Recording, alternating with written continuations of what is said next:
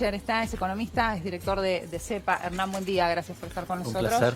Bueno, está Hola, a la vista la crisis, estos datos que nosotros damos, estos números que se reflejan en los números de pobreza también.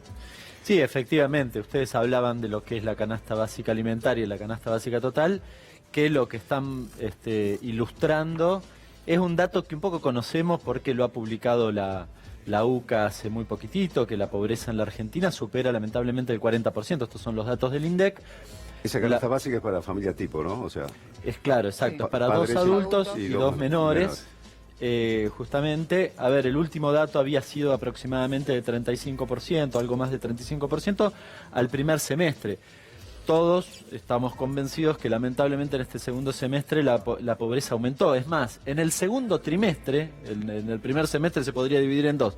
El segundo trimestre ya la pobreza era del 37%, con lo cual estos datos lo que muestran están subiendo la vara, ¿no? Están subiendo la vara de la línea por donde vos estás por debajo de la línea de pobreza o de indigencia y lamentablemente empiezan a confirmar esa situación crítica que todos presumimos y que se está discutiendo ahora mismo en el Congreso con las leyes de emergencia, básicamente. ahora con estos números en el tercer trimestre, falta el cuarto trimestre todavía, ¿no? Sí, estos son los datos de la línea de pobreza noviembre, falta el mes de diciembre, pero bueno, en diciembre suele tener algunos aumentos de algunas cuestiones en particular, suele ser un mes de inflación relativamente alta. Una característica del mes de noviembre es que la canasta básica alimentaria le ganó a la inflación en lo que tiene que ver tanto con alimentos como a la inflación general. Los alimentos fue 5,3, la canasta básica alimentaria Sí. 6,3 y en el caso de la inflación 4,3, o sea, le ganó 2 puntos a la inflación, lo Ahí cual lo hace estamos que los diciendo que que, menos ingresos claro, tienen le vaya peor, básicamente. son los más afectados. Claro, Los ingresos más básicamente, bajos, claro. a ver, ¿qué significa eso? Que si vos dedicás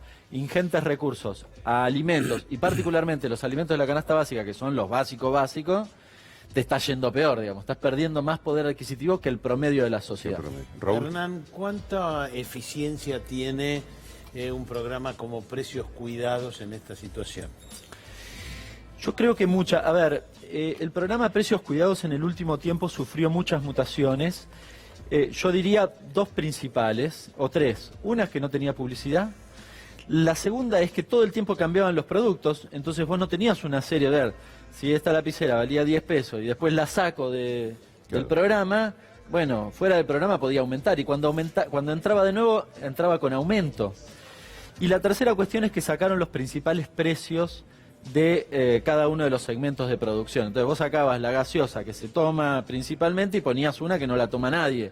En general el consumo tiende a ser estable, con lo cual vos no es que compras o tu consumo está atado exclusivamente al precio, ¿no? No, exclusivamente, digo, puede ser, pero no es relativamente estable. Con lo cual, esas tres cosas hicieron que el programa no funcionara. Yo entiendo que hoy la Secretaría de Comercio va a retomar estos conceptos que me parece que son trascendentes y en ese sentido yo creo que es muy importante la tarea de la Secretaría de Comercio y el programa Precios Cuidados en particular, que creo que es como el caballito de batalla en este sentido. Secretaría de Comercio que ayer sacó la canasta navideña por 199 pesos, ¿no? Ayer sacó Con efectivamente la 6 canasta, productos 6 tiene. productos, 199 pesos, que también es una buena noticia. Se negoció medio contrarreloj justamente por la cercanía de las fiestas.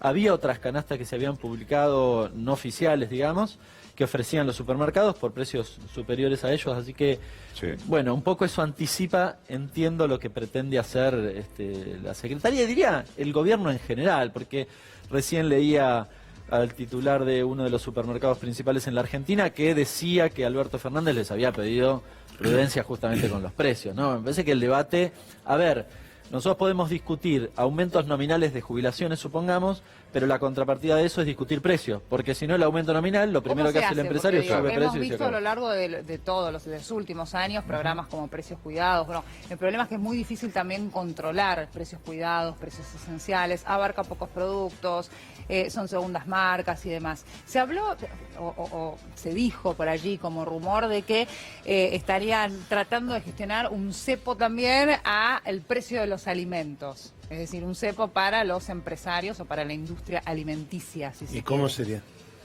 Poner un tope, un precio máximo. Ajá. Y Hay- una intervención bastante importante en cuanto a los precios y una negociación un poco más extrema.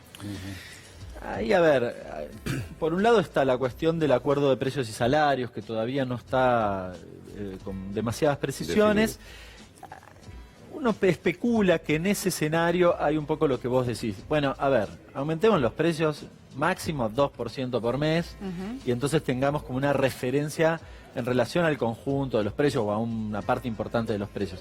En algún aspecto la negociación que se hizo o que se empezó a discutir con los supermercados y sobre todo con los medicamentos, donde el sector de los laboratorios dice retrotraemos 8%, va un poco en ese sentido. Ahora, hay una segunda parte que tiene que ver más con los precios cuidados y con el funcionamiento después cotidiano, que es qué acuerdos vos hacés con las cadenas de comercialización o con las empresas que producen para que haya una curva de precios que esté por debajo del aumento de los salarios, es decir, que puedas ir recuperando poder adquisitivo. Esto es bastante complejo, porque uno dice, bueno, el precio de la lapicera. No, pero este es el precio que yo lo compro la lapicera acá en la esquina del en el supermercado, kiosco, supongamos, en el supermercado, donde sea, pero quizás este capuchón le aumentó el precio a quien lo produce. Entonces también tenés que discutir eso. Entonces empieza una cadena de discusiones hacia atrás que tiene que tener sentido, porque vos no podés matar al tipo que hace los capuchones, digamos, ¿no? Entonces, tiene que haber márgenes de rentabilidad justamente para todos los segmentos. Eso lleva tiempo.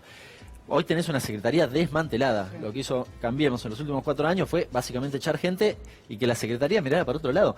En noviembre la inflación, yo a veces cuando discutía o hablaba de la cuestión de la inflación de noviembre, digo, la secretaría no hizo nada, miró para otro lado.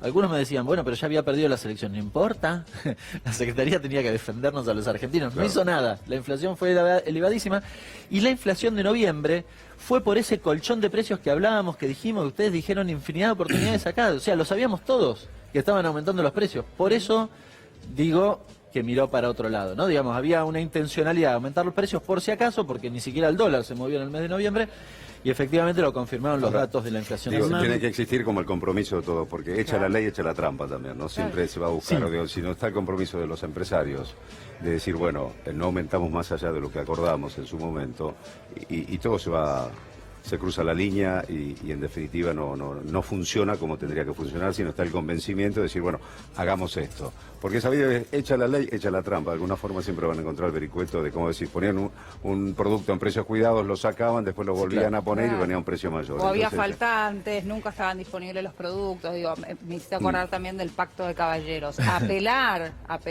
si se quiere, a la solidaridad real, es decir, no la solidaridad impuesta. Es muy difícil, es complicado de lograr, y si no el esfuerzo lo termina haciendo un sector de la sociedad y termina absorbiendo también gran parte del ajuste, que fue lo que pasó también en los últimos años. Yo comparto plenamente eso. A ver, yo creo que hay dos cosas que igual son muy importantes. La primera es que de todas formas hay que dar el debate de la solidaridad. Es decir, los empresarios saben que aumentaron los precios y que hay un sector de la población que la está pasando muy mal. Entonces es razonable, y no estamos discutiendo que pierdan plata, ¿eh? En la Argentina los empresarios tienen que ganar plata, pero que tienen que ser conscientes de que hay un 40% de argentinos que tiene dificultades para comer. Entonces, las dos cosas, y hay que dar el debate. Esto va en paralelo a una cuestión que es indelegable, que es la tarea de intervención, regulación, disciplinamiento la tiene el Estado. O sea, si no nos defiende el Estado, nosotros estamos en problemas. Yo no puedo pretender que el empresario no quiera hacerse el vivo. Ojalá que no lo haga y pretenda tener un comportamiento solidario. Pero la verdad que la tarea de regulación es del Estado. Es indelegable. Totalmente de acuerdo. Gracias, Hernán, perdón. Sí. Ayer charlábamos con Agostina y con Claudio sobre la posible influencia de este 30% que va a empujar hacia arriba el dólar blue. ¿Cuánta influencia te parece que puede tener en precios? No, en precios no debería tener impacto. Se lo preguntaron al titular del Banco Central, APS, y dijo básicamente esto.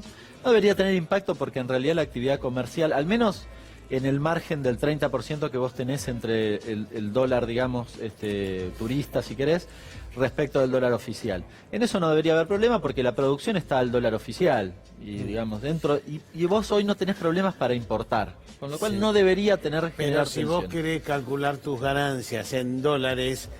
Bueno, ahí ya es otra discusión, sí que vos Digo, querés... la parte de las ganancias es probable que el empresario la calcule al dólar blue, porque no va a tener otra forma de comprar para... si quiere hacer remisión de utilidades al exterior, o si quiere considerar y analizar sus utilidades en dólares, va a tener que hacerlo, digamos, dividiéndolo por un valor que sea el que puede acceder al dólar. O sea, una parte una parte podría estar calculada al dólar blue, al dólar paralelo. Hablando de eso, Hernán, ¿qué pasa con aquellas empresas que están, digamos, funcionan en la Argentina, pero en realidad su casa matriz es extranjera y que necesita después girar las utilidades a su país de origen? Sí. Hoy por hoy tienen Hoy no acceso, pueden. no pueden hacerlo. Es decir, tienen que quedar separadas en pesos.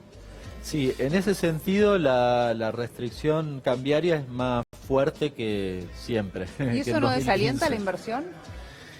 No, al contrario, debería pasar, porque de hecho si no la pueden sacar deberían ponerla aquí. Claro, pero me refiero a nuevas inversiones o a proyectos de expansión en el país. No, mira, lo que se ha visto en el último tiempo, digamos, los datos muestran que en realidad la inversión se mueve por otras variables, digamos, que vos podés hacerle muchos gestos de flexibilización a los capitales y no vienen lo mismo. Claro. Es decir, pero es bastante sencillo. Si yo quiero invertir en la Argentina y veo que la actividad comercial se retrae fuertemente, y es difícil que invierta porque no me va a ir bien, tan por más sencillo como libertad de es. acceso que tenga los Por dólares. más que pueda sacar, fue lo que poner... pasó en los últimos años. ¿Qué es lo que pasó en los últimos años? Por eso, mucha flexibilización, pero la plata no vino. Claro, claro. Ahora sí, Clarísimo. gracias, Hernán. Un placer. Gracias.